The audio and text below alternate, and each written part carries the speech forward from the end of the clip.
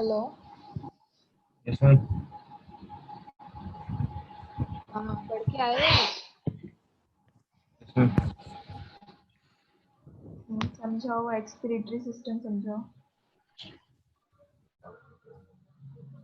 Ma'am human excretory system वो होता है मैम, सबसे पहले मैम यूरिया मैम किडनी में आता है और मैम वहाँ पे आके क्लीन होता है यूरिया, मैम ऑक्साइड ये निकलता है वहाँ से।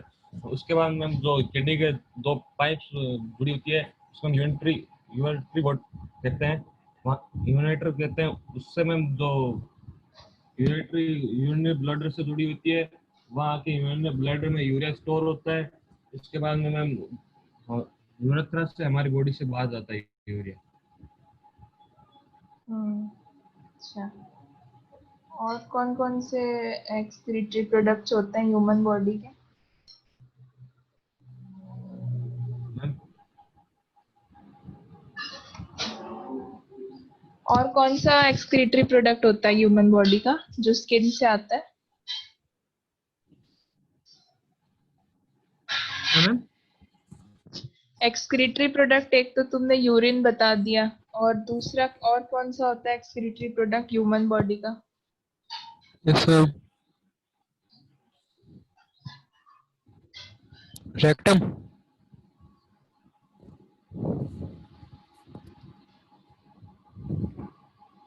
Hello.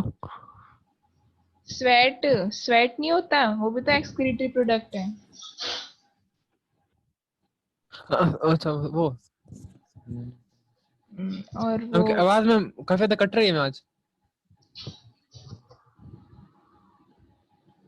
Hello hello, yes ma'am. आ रही है आवाज? यस मैम, आ रही है।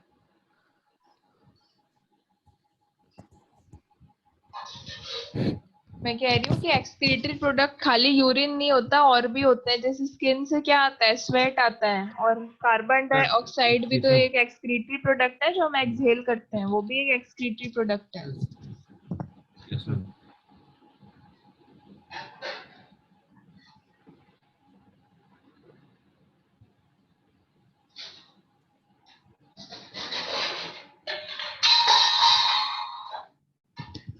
ये मोटो जी प्लस कौन है? एक किशन है, एक तो किशन है और ये मोटो जी वाला पता नहीं। पता नहीं कौन।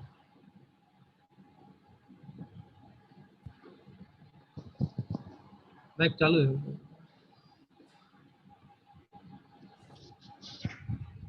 हेलो, ये मोटो जी यस मैम। प्लस कौन है? मोटो जी प्लस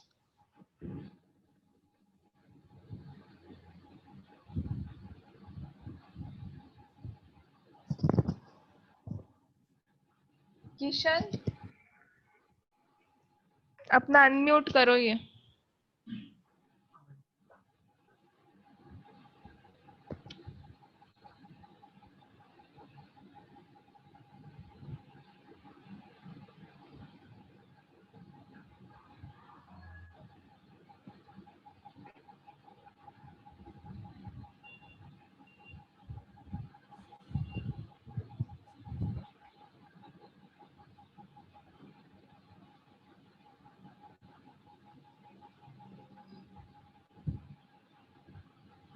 रिप्रोडक्टिव सिस्टम में क्या पढ़ा था कल अपन ने?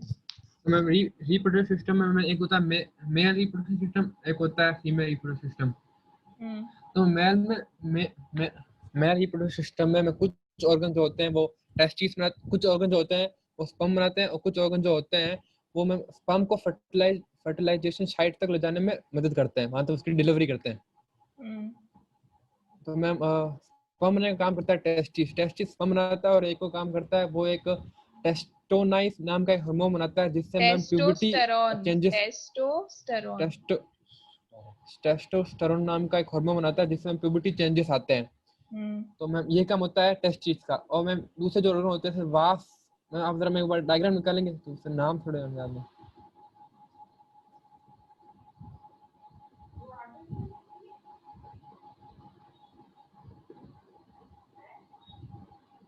म्यूट करा हुआ है, कुछ बोल नहीं रहे हैं, पता नहीं कौन है।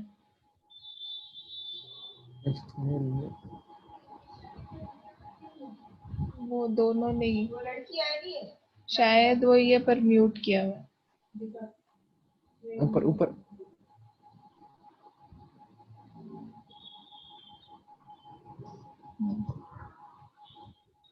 हाँ मैं यहाँ पर मैं वास्ट डिफरेंस से मैं स्पर्म होते हुए जाता है।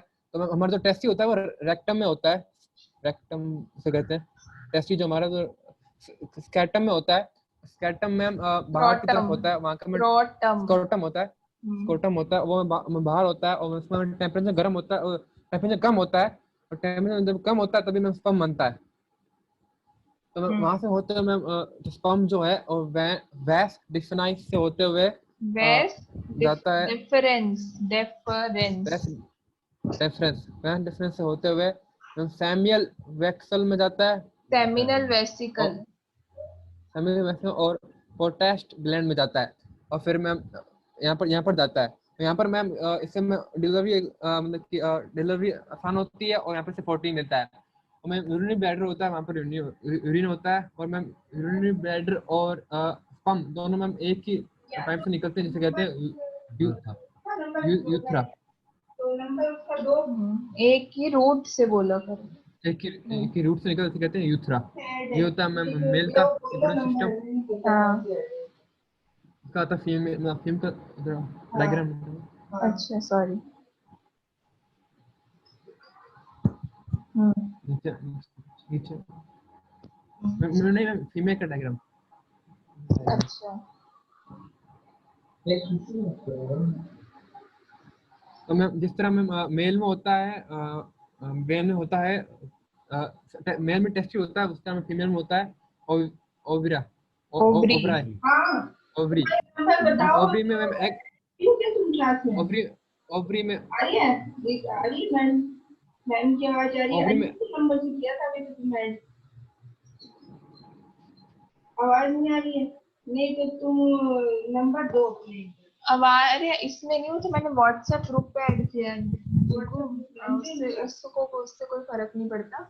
इन्होंने म्यूट किया हुआ है, मैंने म्यूट कर रखा है इसलिए आवाज नहीं आ रही है।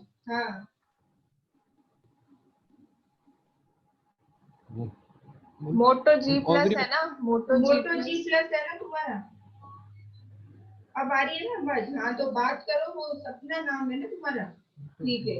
आज वो इंटरेक्ट करो, अनम्यूट करो पहले। अनम्यूट कर दिया?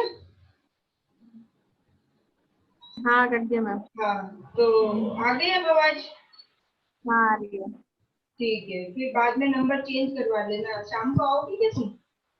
हाँ शाम को देखते हैं आ रही है। हाँ तो ठीक है, नंबर भेज देना वो वाले अंजू के नंबर। हाँ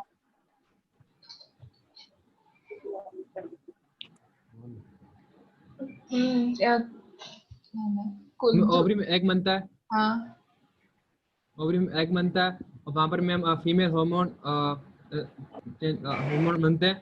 तो मैम मेल में जो होता है वो प्यूबर्टी के बाद में स्पर्म बनता है, लेकिन फीमेल में जब गर्ल चाइल्ड में होती है तभी एग बनना शुरू हो जाता है, लेकिन वो अमेच्योर एग होता है और प्यूबर्टी के बाद वो मैच्योर हो जाता है।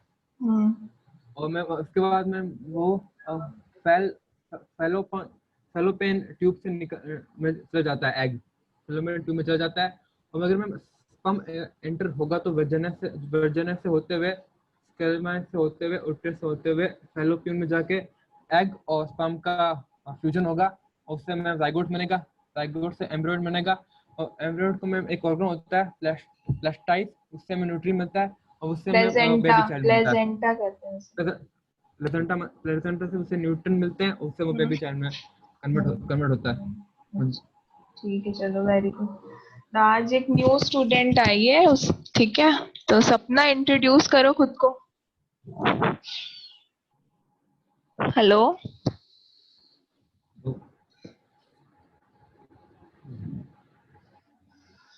सपना,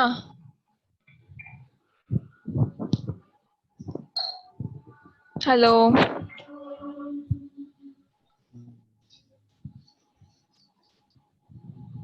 आवाज आ रही है मेरी? Yes, ma'am. म्यूट क्यों कर दिया? सपना इंट्रोड्यूस करो।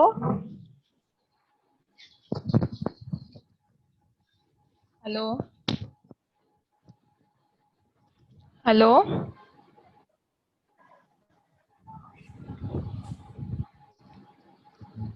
सपना, आवाज आ रही है?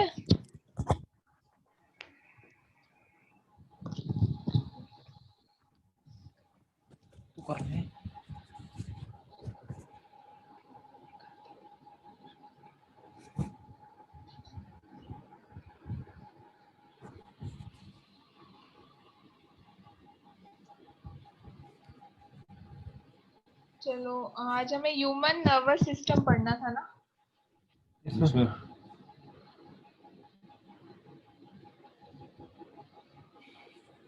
तो ह्यूमन नर्वस सिस्टम क्या होता है? हमारी ब्रेन का जो कोऑर्डिनेशन होता है हमारे ऑर्गन से। फॉर एग्जांपल, अगर तुम्हें कोई मारता है तो तुम उसे वापस रिस्पॉन्ड करते हो ना मार के। तो क्या हो रहा है, ये तुम्हारा नर्वस सिस्टम है ये, जो तुम्हारे ऑर्गन्स को इंस्ट्रक्शन दे रहा है मूव करने के लिए।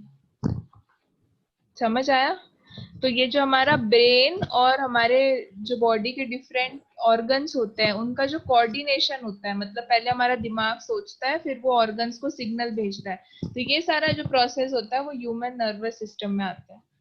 The human nervous system is a system which establishes coordination between different organs and environment among various organs. Moreover, it controls the functioning of body organs. तो ये क्या है? कोऑर्डिनेशन है। कोऑर्डिनेशन मतलब कि पहले एक सिग्नल भेजेगा फिर दूसरा एक्ट करेगा। तो कोऑर्डिनेशन होता है हमारे ब्रेन और different organs of the body में, और ऐसी हमारी बॉडी की फंक्शनिंग कंट्रोल होती है। ठीक है। द नर्वस सिस्टम, अब नर्वस सिस्टम की टू पार्ट्स हैं, एक तो सेंट्रल नर्वस सिस्टम और एक peripheral nervous system. Central nervous system में कौन कौन से ऑर्गन्स होते हैं? Brain, spinal cord and nerves coming out of them. और पेरिफेरल नर्वस सिस्टम में होते हैं sensory nerves and motor nerves. तो पहले central nervous system. The central nervous system mainly consists of brain, spinal cord and nerves coming out of them. Peripheral nervous system is made up of two different type of nerves, sensory nerves and motor nerves. Sensory nerves, nerves which transfer the stimulus from the tissues and organs to the central nervous system. तो sensory nerves कौन सी है? जो हमारे जो central nervous system है और जो हमारे ऑर्गन्स हैं उनके बीच में होती है सेंसरी नर्व्स। और ये क्या करती है? स्टिमुलस मींस एक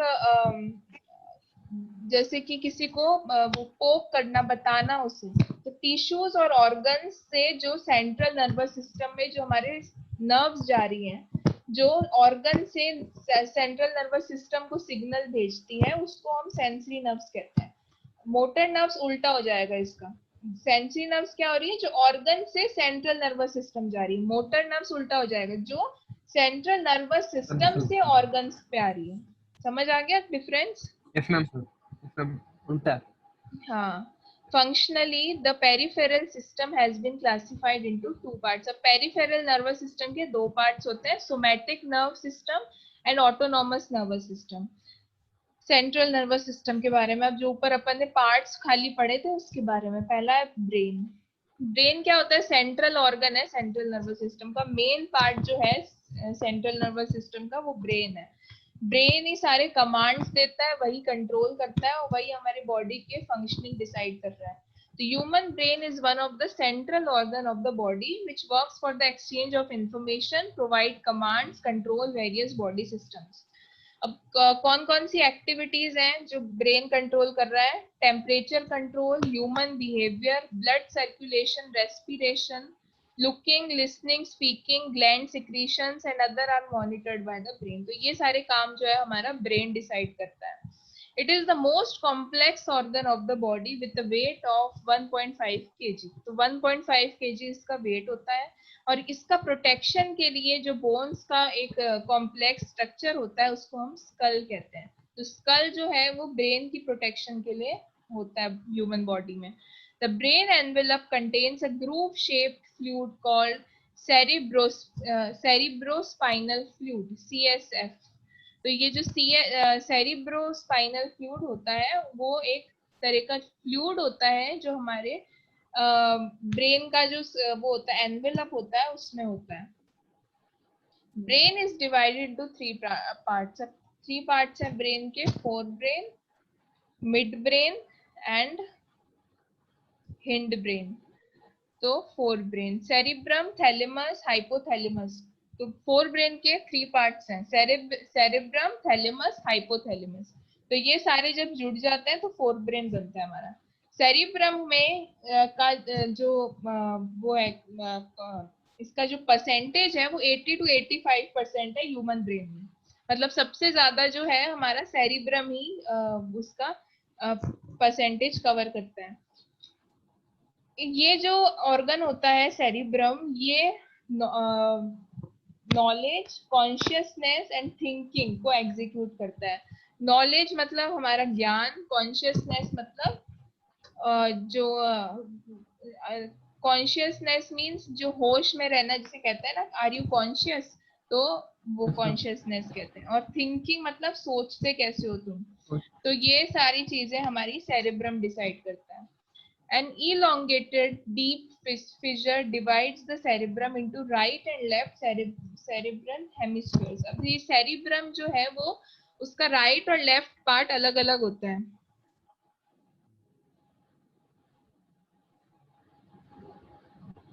Each hemisphere in the outer area contains a gray matter which is called cortex। तो हर हेमिस्फेयर मीन्स जो अगर एक सर्कल का आधा कर देते हैं हम तो क्या बनता है वो?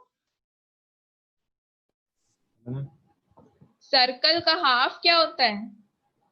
हेमिस्फेयर ही तो होता है ना। Hello ma'am. हेलो मैम आपकी आवाज नहीं आ रही है। Hello hello ma'am. हाँ आ रही है आवाज। हेलो मैम आपकी आवाज नहीं आ रही मैम।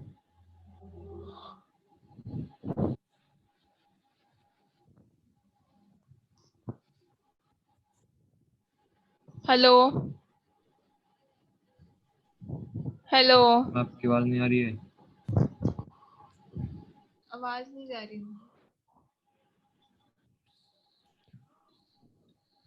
Hello ma'am. हाँ आवाज आ रही है।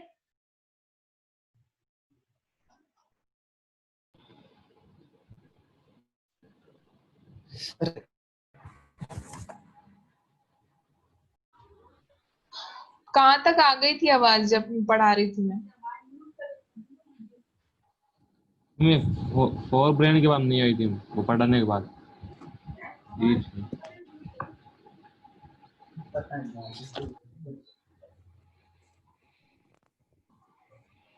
फोर ब्रेन होता है, फर्स्ट पार्ट होता है सेरिब्रम का, ठीक है। और फोर ब्रेन जो है वो ह्यूमन ब्रेन का 80 to 85% पोर्शन कवर करता है।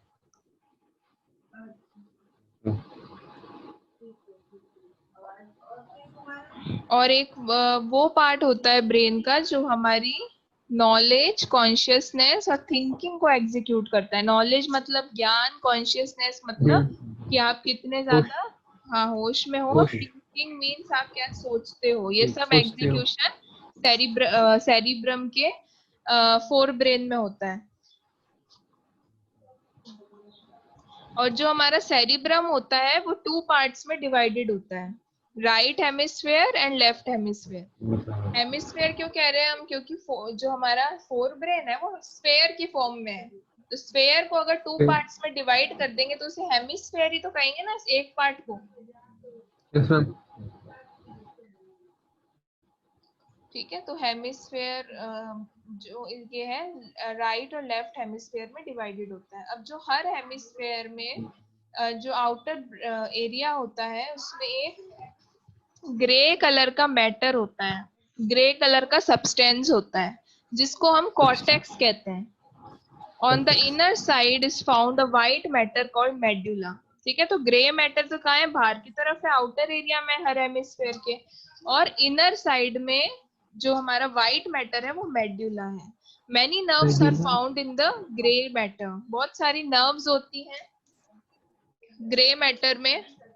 बहुत सारी नर्व्स होती है ग्रे मैटर में, और because of the presence of excessively large number of nerves this matter looks grey. तो क्योंकि बहुत सारी नर्व्स होती हैं तो ये इसलिए ये मैटर जो है हमारा ग्रे दिखता है। तो पहले हमने क्या पढ़ा कि हमारा फोर ब्रेन जो हमारा फोर ब्रेन होता है वो 80-85% होता है ह्यूमन ब्रेन का पार्ट, और उसमें नॉलेज, कॉन्शियसनेस और थिंकिंग एग्जीक्यूट होती है। और ये दो पार्ट्स में डिवाइडेड होता है, right hemisphere and left hemisphere.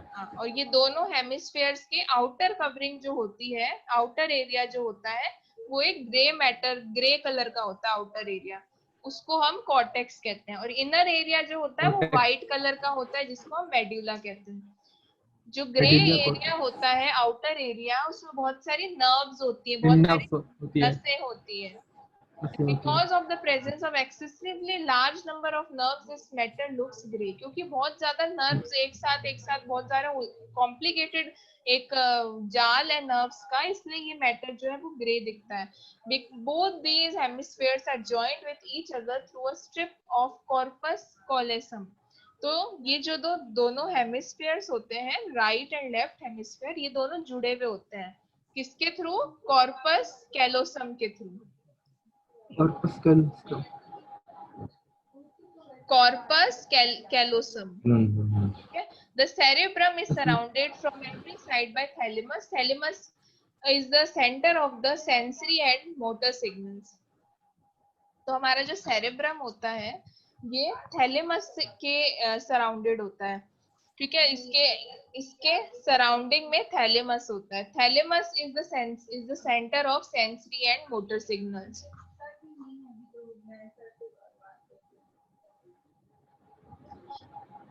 तो ये जो थैलेमस होता है यही जो होता है हमारे सिग्नल्स को पहुंचाता है ब्रेन तक, ठीक है। तो cerebrum is surrounded by thalamus and thalamus is the center of sensory and motor signals। Another portion called hypothalamus is located on the diencephalon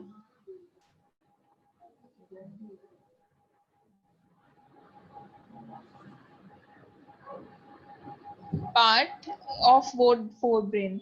अब एक तो थैलेमस है जो कि हमारे सिग्नल्स और जो भी सेंसरी सिग्नल्स हैं, मोटर सिग्नल और सेंसरी सिग्नल्स, उनको पहुंचा रहा है। दूसरा होता है हाइपोथैलेमस। ये जो है वो बेसल पार्ट ऑफ थैलेमस होता है, मतलब जो बेस होता है ना थैलेमस का, उसमें ये मतलब आफ्टर थैलेमस हाइपोथैलेमस होता है। ये हाइपोथैलेमस का क्या काम होता है? It makes sense of hunger, thirst, sleep, temperature, fatigue, expression of feelings. तो ये सारी चीजों जो है वो हम हाइपोथैलेमस की वजह से फील कर पाते हैं। क्या होता है? मतलब बेहोश हो जाना। हेलो, आवाज आ रही है ना?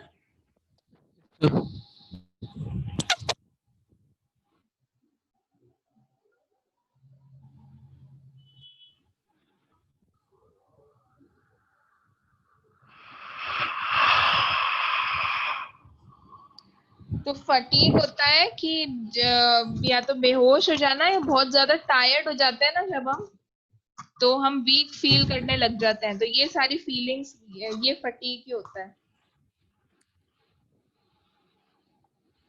हेलो,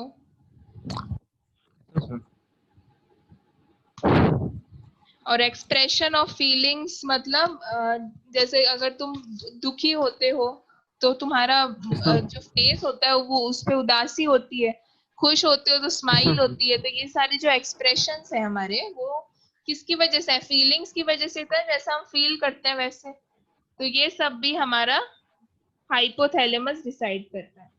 टेम्परेचर जो है हमारी बॉडी का, जैसे हम ठंड में क्या फील करते हैं? बहुत ज्यादा ठंडक फील करते हैं, गर्मी में गर्मी फील करते हैं। तो ये टेम्परेचर जो है वो भी हाइपोथैलेमस डिसाइड कर रहा है। स्लीप, कब नींद आ रही है कब नहीं आ रही। थर्स्ट मतलब हाँ, हंगर मतलब भूख, तुम्हें पता ही है। Mid brain is divided into 4 lobes and it is present in between hypothalamus and hindbrain। Mid brain मतलब मिड मीन्स मिडिल, तो मिड ब्रेन जो है वो बीच का होता है। तो हमारा जो सबसे ऊपर वाले फोर ब्रेन का लास्ट पार्ट क्या पढ़ा है अपन ने, फोर ब्रेन का लास्ट पार्ट? फोर ब्रेन का लास्ट पार्ट अपन ने क्या पढ़ा, हाइपोथैलेमस पढ़ा ना अभी, हाइपोथैलेमस है ये पढ़ा ना अभी, फोर ब्रेन का जो बेसल पार्ट हाइपोथैलेमस। हाइपोथैलेमस। तो मिड ब्रेन कहाँ होता है, हाइपोथैलेमस और हिंड ब्रेन के बीच में। हिंड ब्रेन लास्ट पार्ट है और हाइपोथैलेमस कहाँ है, फोर ब्रेन का लास्ट पार्ट है। समझ आ गया? तो इन दोनों के बीच में हमारा मिडिल ब्रेन होता है, मिड ब्रेन होता है, ठीक है। तो मिड ब्रेन में चार पार्ट होते हैं, फोर लोब्स होते हैं। तो each lobe is called corpora quadrigemina, ठीक है, कॉर्पोरा क्वाड्रिजेमिना। हर लोब को हम क्या कहते हैं, कॉर्पोरा क्वाड्रिजेमिना, याद कर लेना है। The upper two are responsible for sight and lower two are responsible for hearing. Upper two are responsible for sight. Sight मतलब क्या होता है,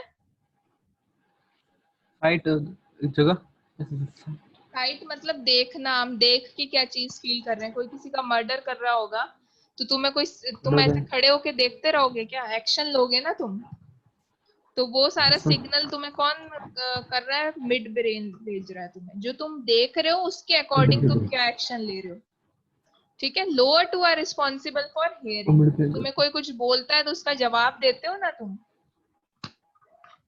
तुम जो चीज सुनते हो अपने कानों से उसका जवाब देते हो ना। तो ये क्या हो रहा है, मिड ब्रेन की वजह से आप उसको जवाब दे रहे हो। आप हियर कर रहे हो पहले, फिर वो सिग्नल आपके मिड ब्रेन में जा रहा है, फिर वहां से सोचकर आप उसे जवाब दे रहे हो। The hind brain, this part comprises of cerebellum, pons and medulla oblongata.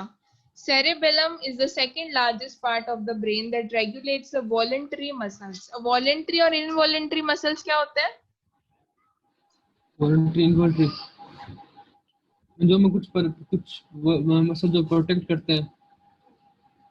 Voluntary होते हैं जो अपनी इच्छा से हम करते हैं। फॉर एग्जाम्पल जैसे तुम भाग रहे हो या तुम चल रहे हो, तो ये सारे तुम्हारे वॉलेंट्री एक्शंस हैं। तुम जो चाह रहे हो वो कर रहे हो, ठीक है, अपने हाथों का इस्तेमाल कर रहे हो या कुछ कर रहे हो। तुम ये डिसाइड करते हो क्या कि तुम्हारा हार्ट बीट कर रहा है या नहीं कर रहा है। सर कर सकते हो कि हार्ट को रोक दिया थोड़ी देर के लिए फिर स्टार्ट कर दिया, नहीं कर सकते ना। वो इनवॉलेंट्री एक्शंस हो गए। पर जो हमारे वॉलेंट्री एक्शंस होते हैं वो हम खुद डिसाइड करते हैं। तो हिंड ब्रेन जो होता है वो हमारे दोनों चीजें कंट्रोल करता है, वॉलेंट्री और actions also and involuntary actions also. तो it is the largest that regulates the voluntary muscles. Voluntary muscles क्या हो गए, हमारे हैंड्स एंड फीट, ये सब इनका तो कंट्रोल हमारे हाथ में होता है ना, हैंड्स एंड फीट का। समझ आ गया? It is somewhat an unusual surface that provides extra space to neurons. अब यहाँ पे न्यूरॉन्स भी होती है। न्यूरॉन्स जो अपन ने पढ़ा था ना, न्यूरॉन्स एक तरह की सेल्स होती हैं ठीक है, तो वो न्यूरॉन्स यहाँ पे होती हैं। Pons connect the different parts of the brain. Medulla oblongata controls the involuntary actions like heartbeat. तो यहाँ पे involuntary actions भी कंट्रोल हो रहे हैं। involuntary actions क्या क्या होगा, heartbeat, blood pressure, secretion of digestive juices, etc. ठीक है। तो ये सारे इनवॉलेंट्री क्यों कह रहे हैं हम, क्योंकि यहाँ पर आप कुछ भी कंट्रोल नहीं कर रहे हो इसमें से, ये सब कुछ अपने आप होता है बॉडी में, ठीक है। Hello, yes ma'am. अब मेड्यूला क्या है, हिंड ब्रेन का आखिरी पार्ट है। Medulla is the part of the brain that remains connected to the spinal cord. तो हमारे स्पाइनल कॉर्ड जो होता है उससे ये जुड़ा रहता है medulla. Spinal cord, spinal cord जो होती है 45 सेंटीमीटर होती है। ये भी एक बहुत इंपॉर्टेंट ऑर्गन है सेंट्रल नर्वस सिस्टम का। और medulla oblongata, the hindbrain remains joined with the spinal cord. तो मेड्यूला ऑब्लोगेटा का काम होता है कि हिंड ब्रेन को स्पाइनल कॉर्ड से जोड़े रखे। Spinal cord is the neural canal which for its safety remain housed in between the vertebra column. तो स्पाइनल कॉर्ड कहाँ होती है? वर्टिब्रा कॉलम में होती है। वर्टिब्रा क्या होते हैं? हमारे जो बैक पोर्शन में जो मसल्स होते हैं, वर्टिब्रा कॉलम, वहां पर स्पाइनल कॉर्ड होती है। A narrow central tube is found in the central part, the spinal cord, which remains surrounded by two layer thick wall. The inner layer is called gray matter and the outer layer is called white matter. अब यहाँ पे भी वही है, grey matter और white matter, जो अपन ने mid brain में पढ़ा था। इसकी मिड ब्रेन नहीं, फोर हाँ, तो ये हाँ ठीक है, फोर ब्रेन में पढ़ा था। तो ग्रे मैटर जो है, इसमें बस उल्टा है। वहां पे क्या था? आउटर लेयर जो थी वो ग्रे मैटर थी, यहाँ पे उल्टा है। यहाँ पे इनर लेयर ग्रे मैटर है और आउटर लेयर व्हाइट मैटर है। ठीक है। Grey matter located in the form of long column from the start to the terminal region of the spinal cord. तो ग्रे मैटर जो है वो हमारा स्टार्टिंग से लेकर टर्मिनल रीजन तक होता है स्पाइनल कॉर्ड के। Just like the gray matter, many small columns of the white matter are found in the spinal cord. The spinal cord mainly works to conduct and regulate the involuntary actions. तो spinal cord जो होता है वो हमारे involuntary actions को decide करता है। Involuntary actions कौन कौन से थे हमारे? इनवॉलेंट्री हमारे breathing, heart beat, blood pressure, जो हम खाना एब्जॉर्ब करते हैं वो सब। हाँ ठीक है। उसके बाद additional it provides a passage for the impulses coming from and going to the brain. तो ये एक पैसेज होता है, एक रूट होता है जो हमारे सिग्नल्स को भेजता है, इम्पल्सेस को भेजता है ब्रेन तक और ब्रेन से ऑर्गन्स तक लाता है। फिर आता है peripheral nervous system. This is a group of nerves which originates from the brain and the spinal cord and conveys the impulses coming from and going to central nervous system. तो ये peripheral nervous system जो होता है वो हमारा originate कहाँ से हो रहा है, मतलब शुरू कहाँ से होता है? ब्रेन से और spinal cord, and conveys the impulses coming from and going to central nervous system.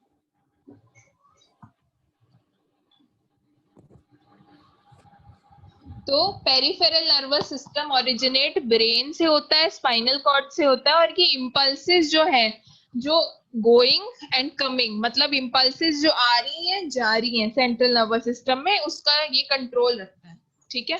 और this system works extrinsic to the central nervous system and hence it is known as peripheral nervous system.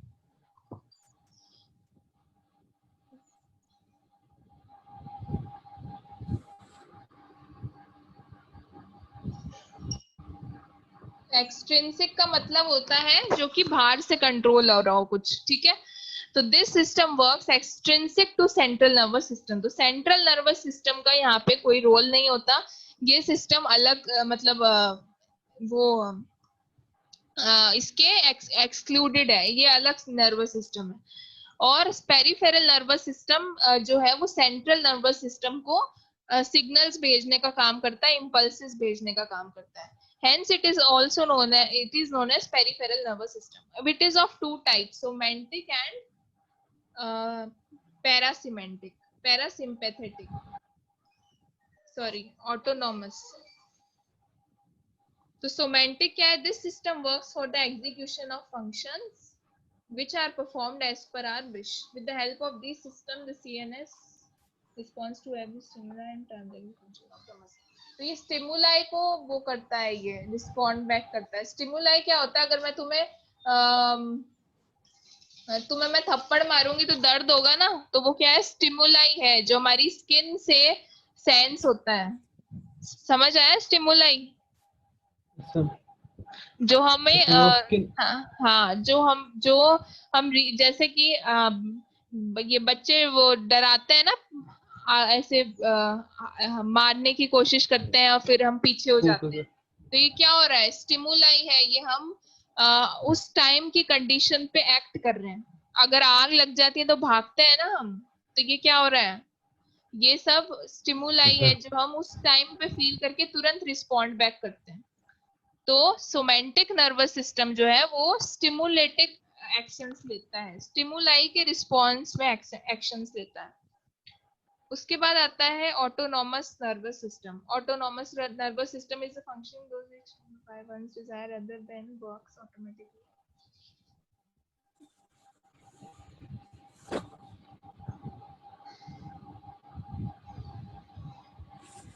अब यहाँ पे उल्टा हो गया autonomous में. उसमें इसमें क्या किया था अपन ने, सोमेंटिक नर्वस सिस्टम में जो हम स्टिमुलाई के रिस्पॉन्स में एक्शंस परफॉर्म कर रहे थे.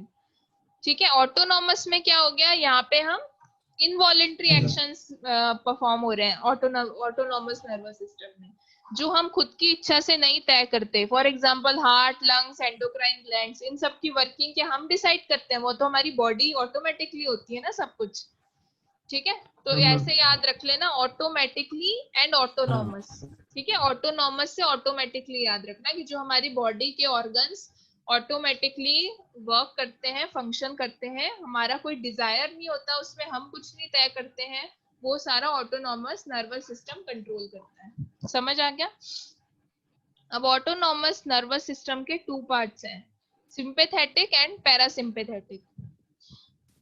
Sympathetic controls alertness and excitement in a person. In case of emergency situations, this system provides extra energy to the person's body. This has a heart rate, the increasing in the breath speed, and which are in the. तो sympathetic, hello. Sympathetic nervous system क्या होता है? जो हमारे alertness और excitement को control करता है ह्यूमन बॉडी में.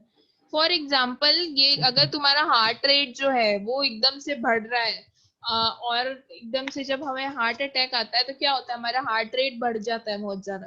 तो हार्ट रेट जब बढ़ता है तो वो धीरे धीरे फिर कम भी होता है. ऐसा नहीं है ना कि 1 घंटे तक बंदे को अटैक ही आता रहता है, वो अपने आप स्लो डाउन भी होता है.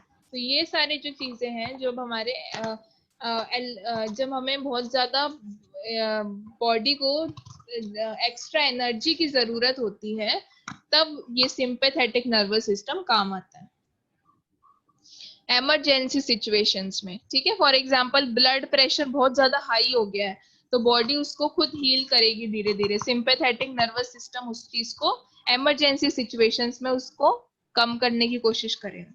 Parasympathetic nervous system, it is responsible for the conservation of the energy in the body. The system becomes functional during the resting hours and starts the conservation of energy. For example, जब तुम भागते हो बहुत ज्यादा तो क्या होता है, थोड़ी देर थक जाते हो तो रुक जाते हो ना थोड़ी देर, और फिर उसके बाद फिर भागने लगते हैं हम. तो क्या हुआ, जब हम रुके तो हमारी एनर्जी कंजर्व हो गई, थोड़ी सी एनर्जी हमने कंजर्व कर ली और फिर हमने उसे यूज करने लगे. तो ये जो कंजर्वेशन ऑफ एनर्जी का काम होता है वो हमारा पैरासिम्पैथेटिक नर्वस सिस्टम करता है.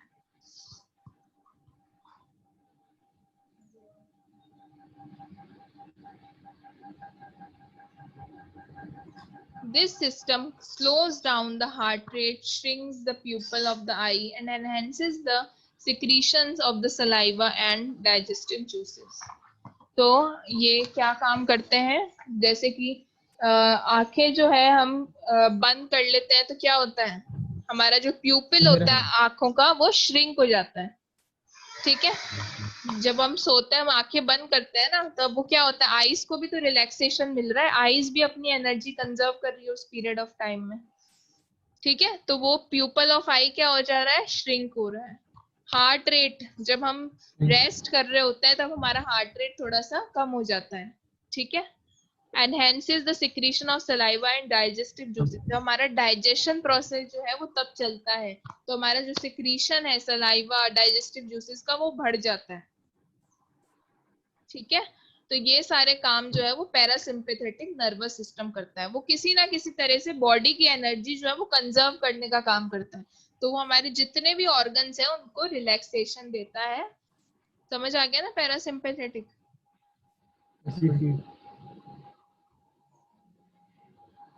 अब मुझे चलो शुरू से बताओ, ये ब्रेन का क्या पढ़ा अपन?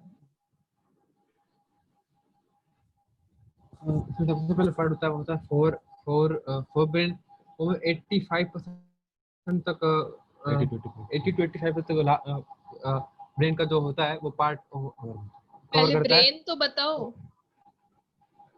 ब्रेन तो पढ़ा अपन ने. हाँ. ब्रेन में क्या पढ़ा कि पहले तो क्या मैम ये लिखा सेंट्रल, ब्रेन के बारे में? नहीं तो central organ of the body. और बॉडी मैम इससे का मैम नहीं, ये सेंट्रल ऑर्गन है ये, सेंट्रल नर्वस सिस्टम का, नर्वस सिस्टम का सेंट्रल ऑर्गन। में इससे कंट्रोल और कमांड होता है। हाँ ये पूरी बॉडी को कंट्रोल करता है और कमांड देता है। और मैम जो भी हम फील करते हैं, जो भी हम एक्शन करते हैं, हम इसके थ्रू करते हैं। और इसका वेट 1.5 kg होता है। हाँ। और और इसका प्रोटेक्शन फ्यूल कौन होता करता है? स्कल। स्कल स्कल इसमें फ्यूल होता है जिसे कहते हैं cerebrospinal fluid. Cerebrospinal fluid, cerebrospinal fluid CSF कह दो तुम। ये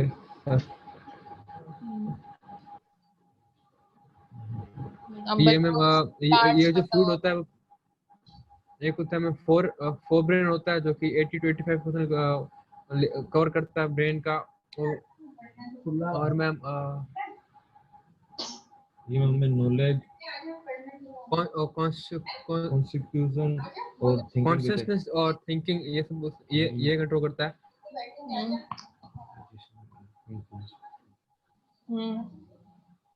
और ये मैम दो पार्टों में होता है, एक होता है लेफ्ट हेमोफेयर और लेफ्ट हेमोफेयर। उसमें मैम एक मैटर होता है, ग्रे मैटर बाहर की साइड में, और अंदर की साइड में व्हाइट मैटर होता है। क्योंकि मैम बाहर की तरफ में बहुत सारी नर्व्स होती हैं जिससे मैम इसका कलर ग्रे होता है।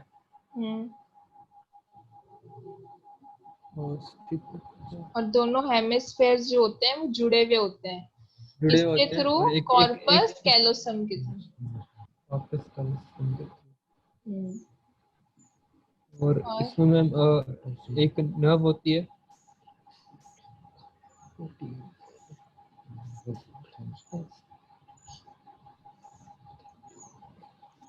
सेरेब्रम जो होता है वो सराउंडेड होता है किसके थ्रू? थैलेमस।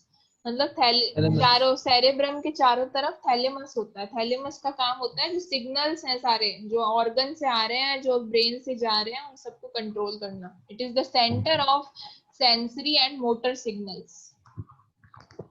इसका जो लास्ट पार्ट होता है उसे कहते हैं हाइपोथैलेमस। हाइपोथैलेमस। वो क्या करता है? वो प्रोटीन होता है। प्रोटीन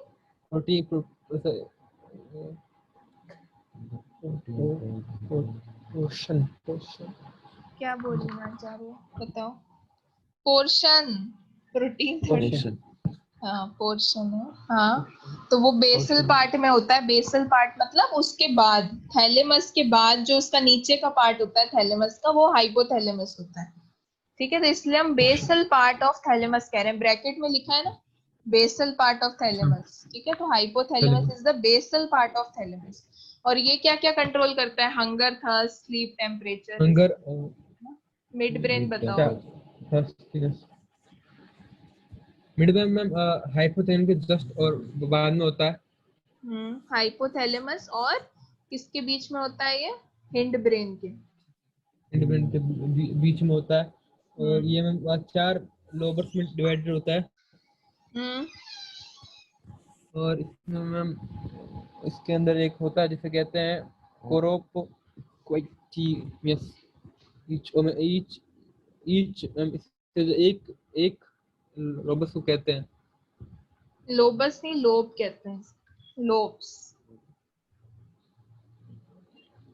तो मिड ब्रेन में कितने? 4 लोब्स होते हैं और इनके बीच में सॉरी, और एक लोब को, each lobe is known as corpora quadrigemina.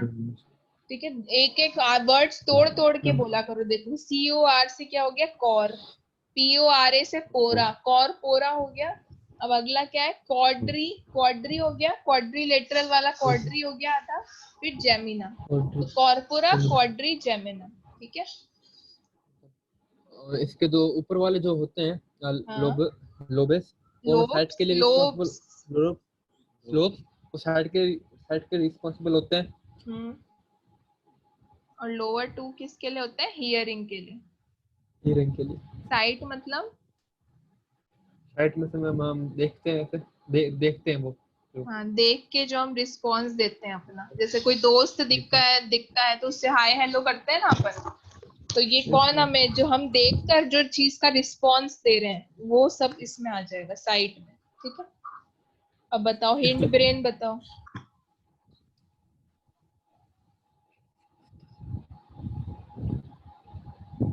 Hello, हाँ हिंड ब्रेन बताओ।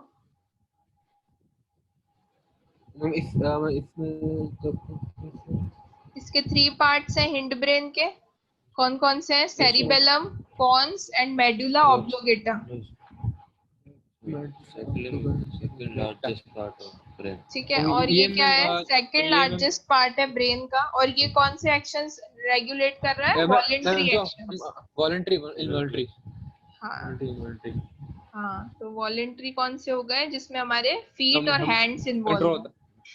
हाँ, जो हम खुद कंट्रोल करते हैं। और इनवॉलेंट्री क्या हो गए? जमा कंट्रोल नहीं होता। Heart beat, blood pressure. हाँ ठीक है, वेरी गुड। और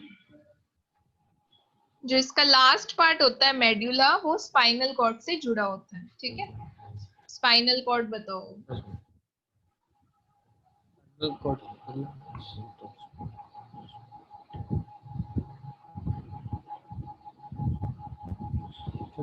इसका ये में 45 सेंटीमीटर लंबा होता है, तो ये इम्पोर्टेंट पार्ट होता है नर्वस सिस्टम का।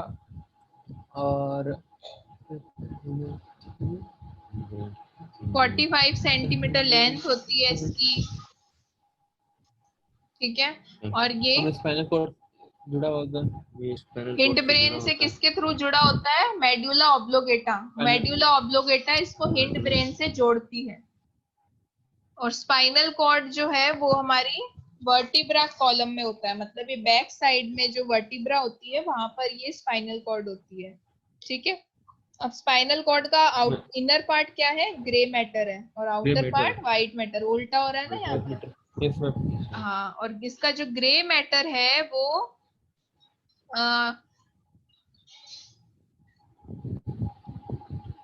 Small colours of the white. जो ग्रे मैटर है उसका वो टर्मिनल रीजन में होता है स्पाइनल कॉर्ड के, मतलब जहाँ पे हमारा स्पाइनल कॉर्ड खत्म हो रहा है ना, टर्मिनेट हो रहा है, वहां पे ग्रे मैटर होता है इसका। Just like the grey matter, many small columns of white matter are also found in spinal cord. ठीक है, और स्पाइनल कॉर्ड जो है हमारे इनवॉलेंट्री एक्शंस को डिसाइड करता है। ठीक है,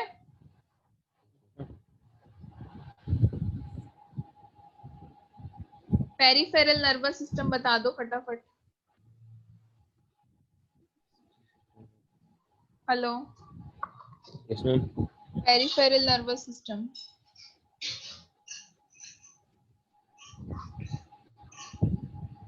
क्या हुआ? ये मैम जैसे हमारे हम कुछ में टच करते हैं, जो स्किन टच करती है उसके वो तो सोमेंटिक नर्वस सिस्टम में आएगा। पहले पेरिफेरल तो बताओ क्या है।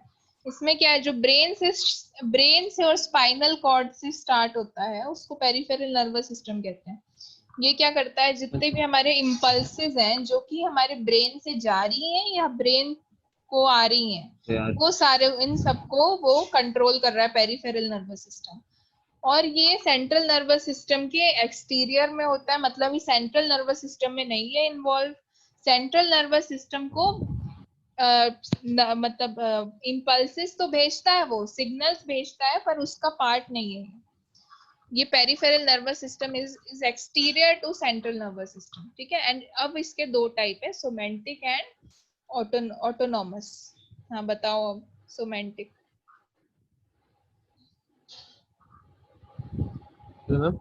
सोमेंटिक नर्वस सिस्टम बताओ। वैसे हम कुछ टच करते हैं तो उसमें हमारा ब्रेन रिस्पॉन्ड करता है कि हाँ, उसको क्या कहते हैं? स्टिमुलाई। हाँ, तो central nervous with the help of this system central nervous system responds to the external stimuli and transacts the function of the muscles. ठीक है, तो ये पेरिफेरल नर्वस सिस्टम की वजह से हम एक्सटर्नल स्टिमुलाई को रिस्पॉन्ड बैक करते हैं। ऑटोनॉमस क्या होता है?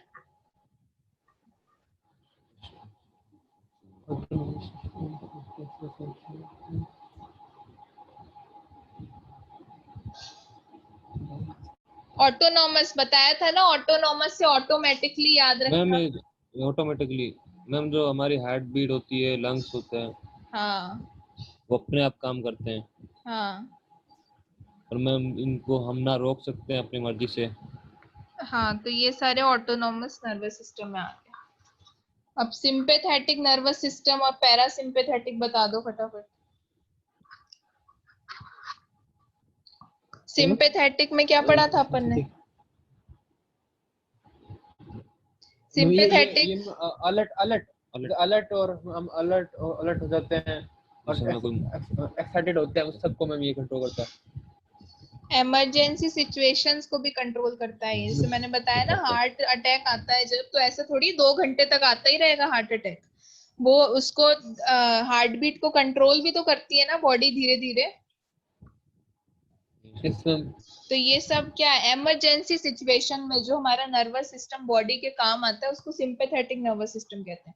अगर तुम्हारी ब्रीथिंग रेट बहुत ज्यादा, तुम सांस फूलने लग जाता है हमारा, बहुत तेज भागते हैं जब, तो सांस फूलता है ना हमारा, तो वो क्या हो रहा है, ब्रीथिंग रेट हमारा बहुत ज्यादा हो जाता है, पर वो धीरे धीरे स्लो डाउन भी तो होता है ना।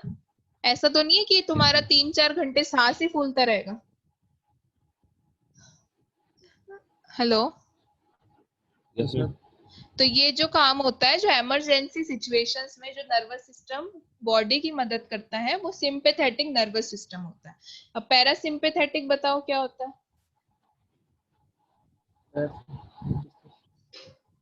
पैरासिम्पैथेटिक का काम होता है एनर्जी कंजर्वेशन का। जैसे मैंने बताया था, जब अपन सो जाते हैं तो क्या होता है, हमारी आंखें बंद होती है तो हमारी प्यूपिल जो होती है आईज की, वो कॉन्ट्रैक्ट हो जाती है। हार्ट रेट हमारा स्लो डाउन हो जाता है थोड़ा। जो हमारा डाइजेशन प्रोसेस है वो ज्यादा एक्टिव हो जाता है। जैसे रात का खाना होता है तो उसको डाइजेस्ट करना होता है बॉडी को, तो डाइजेशन प्रोसेस तो हमारा एक्टिव हो गया, पर हमारी जो आईज है, हार्ट रेट है, वो सारा स्लो डाउन हो जाता है। और जब हम सुबह उठ जाते हैं सोकर, तो हम बहुत फ्रेश फील करते हैं ना। तो क्यों फ्रेश फील कर रहे हैं? क्योंकि हमारी एनर्जी कंजर्व हो गई है, हम बहुत ज्यादा एनर्जेटिक हो गए हैं। थकान सारी खत्म हो गई है सोने के बाद। समझ आ गया? पैरासिम्पैथेटिक का काम होता है एनर्जी कंजर्व करना बॉडी में, जिससे वो एनर्जी बाद में काम आ सके। ठीक है, ठीक है, चलो ब्रेन पढ़ के रखना, कल मैं वापस पूछूंगी। ठीक है, बाय। Yes ma'am.